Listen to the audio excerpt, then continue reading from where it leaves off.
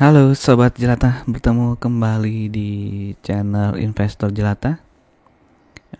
Kali ini tentang ini ya, dividen rokok ya. Cuma ini kita menakar-nakar nih ya, karena belum eh, keluar nih. Belum RUU PS ya, jadi belum ditentukan dividennya berapa. Nah, sebelum ditentukan ya, coba kita takar-takar aja dari histori sebelumnya dan dari revenue HMSP di tahun 2022 ya. Apakah menarik atau enggak ya? Kalau nggak salah RUPS nanti bukan tanggal ya, di awal Juni ya, kalau tidak salah. Silakan teman-teman di googling aja berita RUPS-nya HMSP ya. Oke, kita mulai saja. Seperti teman-teman tahu ya, cukai rokok tuh selalu naik dari tahun ke tahun ya. Dimana bisa kita lihat historinya. Ini dari 2015 ya naik 8%, lalu naik 11%, 10,5%, 10,5%. Nah, 2019 ini absen ya, nggak naik nih. Tapi dirapel nih, 2020 langsung naik 23% ya. Oke, lalu tahun 2021 itu naik 12,05% ya. Oke, di 2023 juga naik ya, sejak Januari. Nanti ada kita bahas kenaikannya berapa. Ini kira-kira rata-rata ya sekitar 10-11% ya naik tiap tahun ya cukai ya. Tapi apakah penjualan rokok berkurang? Ya, teman-teman bisa lihat sendiri apakah orang yang merokok itu berkurang atau enggak ya di sekitar kita ya. Oke, ini produksi hasil tembakau ya. Datanya hanya sampai 2020, bisa dilihat. Produksinya ya cenderung stagnan ya, mirip-mirip ya. Dari ini mungkin tahun 2019 terus tahun 2020-nya turun mungkin karena faktor pandemi juga ya. Jadi orang mungkin penghasilan berkurang ya, ngerokoknya dikurangin dikit ya, atau beralih ke rokok-rokok yang apa, produk-produk lokal ya, produk rumahan lah gitu mungkin ya. Oke, penghasilan cukai bisa dilihat ya selalu naik ya. Ya karena persentase cukai rokoknya naik, jelas penghasilan cukainya naik ya. Oke. Ini data dari Datanesia ya. Saya ambil Datanesia di mana ini untuk porsi dari penjualan rokok Sampurna ya. Ini tapi tahun 2021. Di mana dari total penjualan 97 miliar ini, itu cukai rokoknya 66% ya. 66% ya. Terus bahan bakunya 8%. Dan lain-lain, promosi, PPH. Nah, labanya itu hanya 7% ya dari total penjualan. Nah, kalau saya lihat di laporan keuangan 2002 ya, di akhir 2022 itu net profit marginnya ya, maksudnya net profit dibandingkan dengan penjualan bersihnya itu hanya 5,68% ya. Kalau dulu 7% berarti sekarang hanya 5,68%. Oke, ini sebelumnya kita ini dulu ya tentang cukai rokok. Jadi cukai rokok itu berbeda-beda ya untuk setiap jenis rokok ya. Ada yang SKM, ini bukan susu kental manis ini. Ini sigaret kretek mesin ya, kalau nggak salah sigaret kretek mesin. Lalu ini sigaret putih mesin ya. Ini kretek mesin ya. Ini rokok putih mesin ya. Kretek itu yang menggunakan cengkeh ya. Mohon diralat nih kalau saya salah ya. Oke, nah ini ada yang pakai mesin ya. Nah yang T ini berarti sigaret kretek tangan ya, yang dilinting pakai tangan ya. Mungkin salah satu contohnya Jisamsu ya. Jisamsu itu yang nggak ada filternya ya, kalau nggak salah ya. Oke, nah itu setiap jenis rokok tuh berbeda-beda ya. Dimana yang kretek tangan maupun yang putih tangan ini ya, itu tarif cukainya itu lebih kecil ya dibandingkan yang rokok mesin ya, rokok yang dilinting menggunakan mesin. Lalu ini ada golongan 1, 2 ya. Jadi golongan 1 itu untuk perusahaan yang produksi rokoknya tuh lebih dari sekian miliar batang ya, saya lupa ya. Mungkin kalau untuk SKM ini golongan 1 itu yang lebih dari 3 miliar batang produksi per tahun ya. Yang golongan 2 itu di bawah 3 miliar batang ya. Nah, berarti untuk perusahaan yang relatif lebih kecil itu yang golongan 2 itu tarif cukainya lebih kecil ya. Oke, untuk setiap golongan ya. Misalnya SKM golongan 1 985, golongan 2 tuh Rp600 ya. Begitupun untuk yang SKT-nya ya. Golongan 1 Rp440, yang golongan 2-nya Rp345. Oke, tapi ini tarif cukai yang tahun 2022 ya. Nah, tahun 2023 kan naik lagi ya sejak 1 Januari nih. Bisa dilihat sini kenaikannya ya.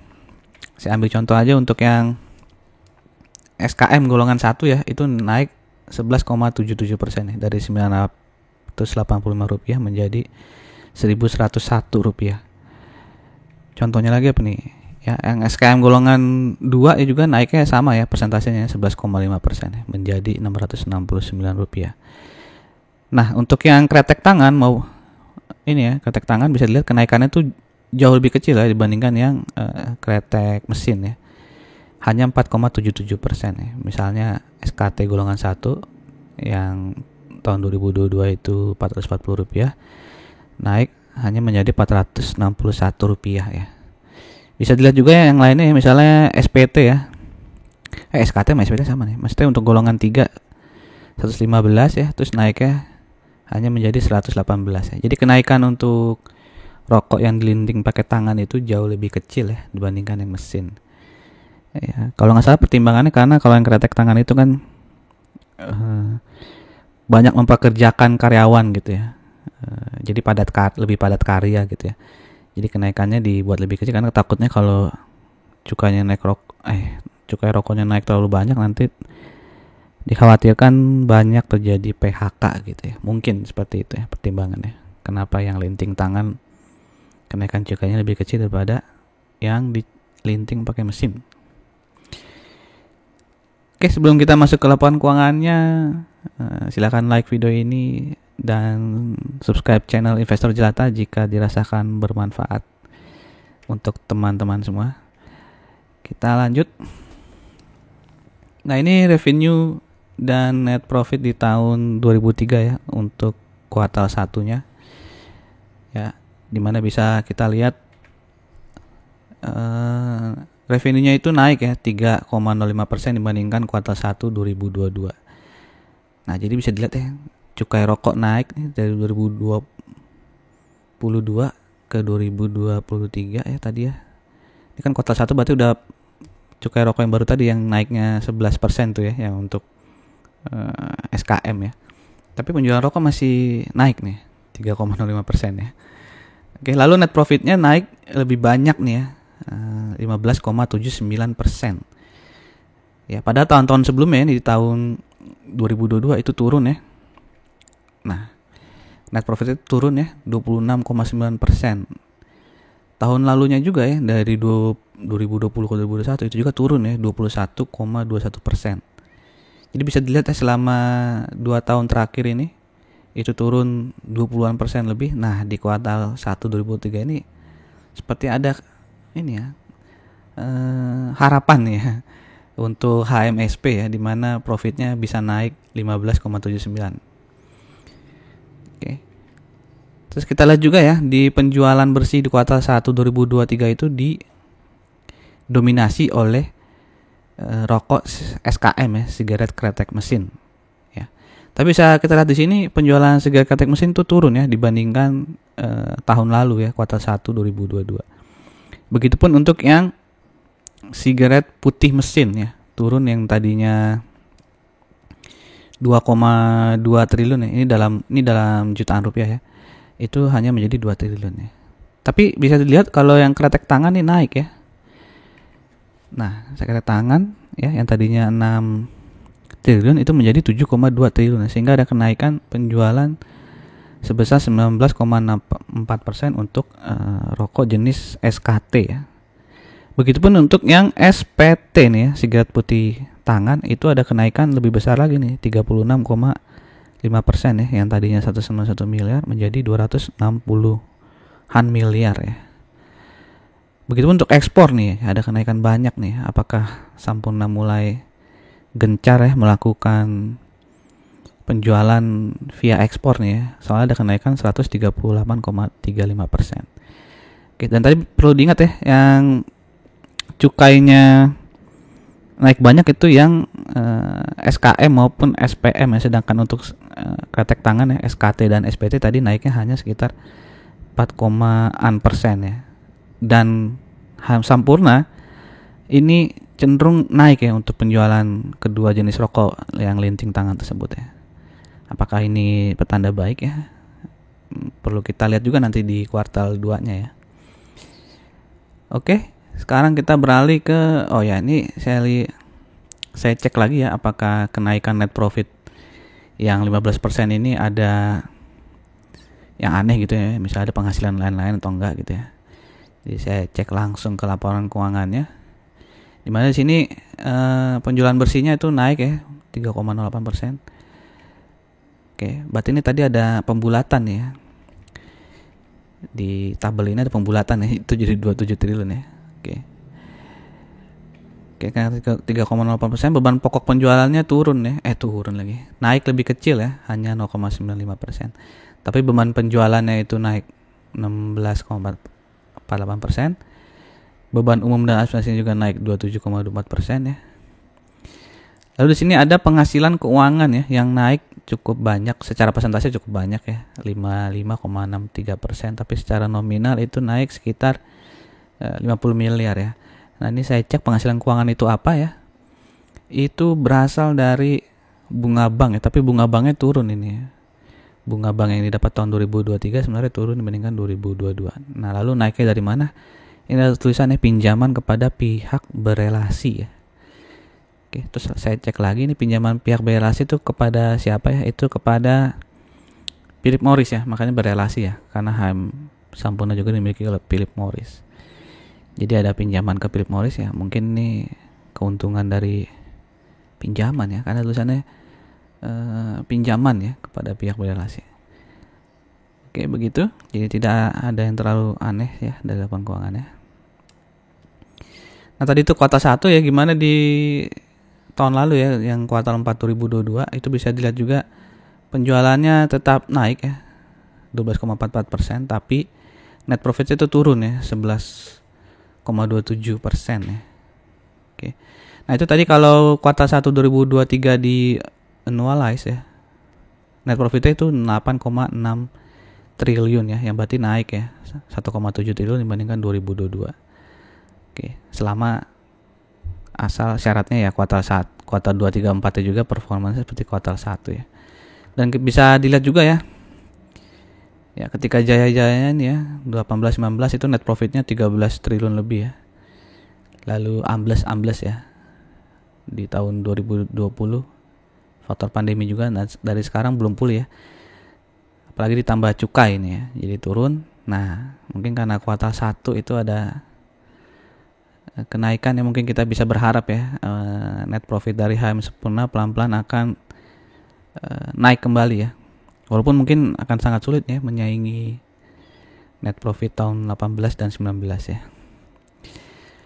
Oke, lanjut sekarang kita lihat ya ke dividen historinya, di mana bisa kita lihat setiap tahun ya dari 2016 itu membagikan dividen. Ya, di mana payout ratio-nya itu hampir selalu 100% ya.